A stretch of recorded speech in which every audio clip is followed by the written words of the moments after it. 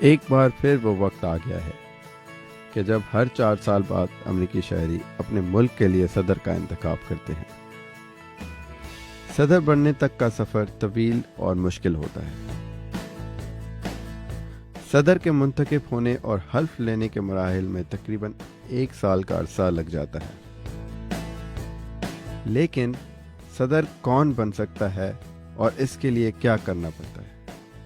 امریکی آئین کہتا ہے کہ صدر وہ امریکی شہری بن سکتا ہے جو طبعی طور پر امریکہ میں پیدا ہوا ہو، جس کی عمر کم از کم 35 سال ہو اور امریکہ میں کم از کم 14 سال رہ چکا ہو۔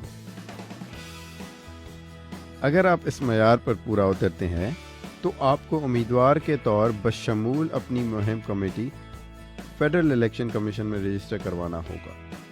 اس کے بعد یقین دہانی کروا لیں کہ ہر ریاست میں موجود ووٹنگ بیلٹ پر آپ کا نام بطور امیدوار درج ہے۔ مبارک ہو، آپ نے کاغذی کارروائی مکمل کر لی ہے۔ آپ کا نام بیلٹ پر موجود ہے اور آپ نے باضابطہ طور پر اعلان کر دیا ہے کہ آپ صدارتی امیدوار ہیں۔ اگلا مرحلہ پیسے اکٹھے کرنا شروع کریں۔ ایک کامیاب صدارتی مہم چلانے کے لیے آپ کو بہت سارے پیسوں کی ضرورت پڑے گی۔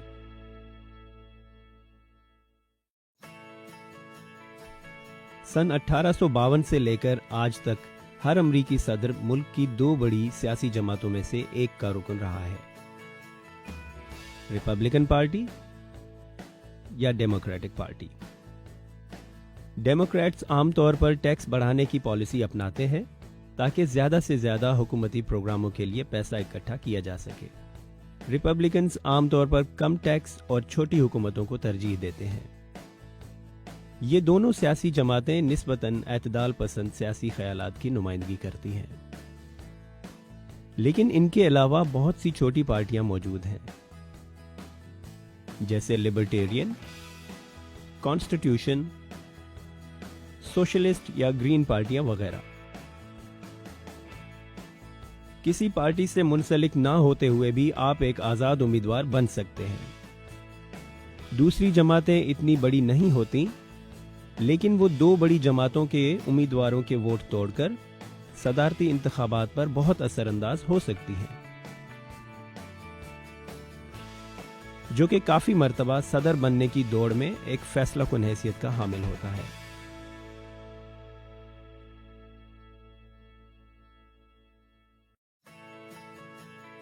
صدر منتخب کرنے کا باقاعدہ آغاز پرائمری انتخابات سے ہو جاتا ہے، جب ہر پارٹی اپنا نامزد امیدوار منتخب کرتی ہے۔ اس عمل کے دوران ہر ریاست اپنے انتخابات منعقد کرتی ہے، جسے پرائمری یا کوکس کہا جاتا ہے۔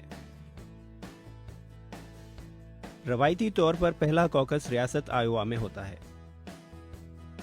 کوکس میں شہری ایک عوامی جگہ پر جمع ہو کر مختلف معاملات پر بحث کرنے کے ساتھ اپنے خدشات کا اظہار کرتے ہیں۔ اس کے بعد وہ ایک امیدوار چنتے ہیں۔ پھر ہر ڈسٹرکٹ سے نتائج لے کر پوری ریاست کا نتیجہ اخذ کیا جاتا ہے۔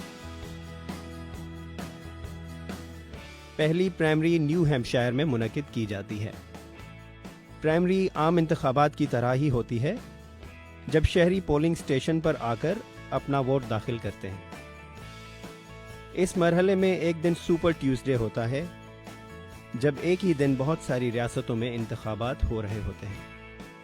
ریاستوں میں پرائمری اور کوکس وسط سال تک جاری رہتے ہیں۔ عام طور پر سارے انتخابی مقابلوں سے پہلے ہی ایک فاتح ابھر کر سامنے آتا ہے، لیکن وہ تب تک حتمی نہیں ہوتا جب تک ہر پارٹی کا قومی سیاسی کنونشن نہیں ہو جاتا۔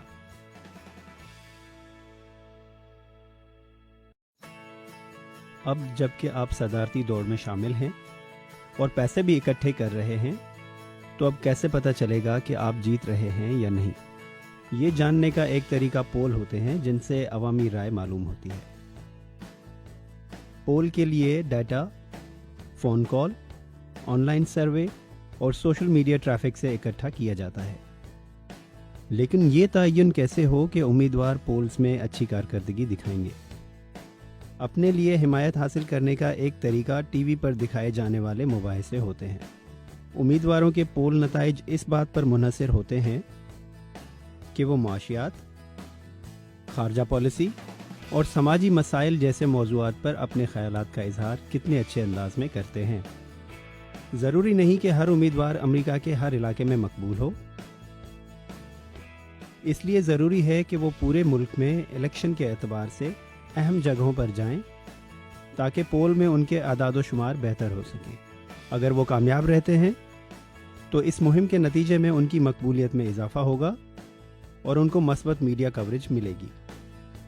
اگر وہ کامیاب نہیں رہتے تو وہ اگلے مرحلے میں نہیں پہنچ سکیں گے جب ووٹر ہر ریاست میں منعقدہ پرائمری اور کوکس کے دوران انتخابات کے مرحلے میں اپنا ووٹ دینے جاتے ہیں۔